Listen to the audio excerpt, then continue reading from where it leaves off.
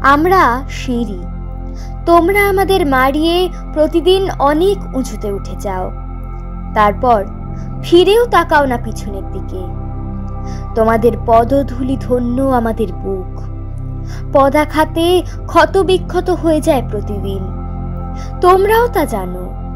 তাই কার্পেটে মুড়ে রাখতে চাও আমাদের বুকের ক্ষত, ঢেকে রাখতে চাও তোমাদের অত্যাচারের চিহ্নকে, আর চেপে রাখতে চাও পৃথিবীর কাছে তোমাদের গর্বোদ্ধত অত্যাচারী পদধ্বনি।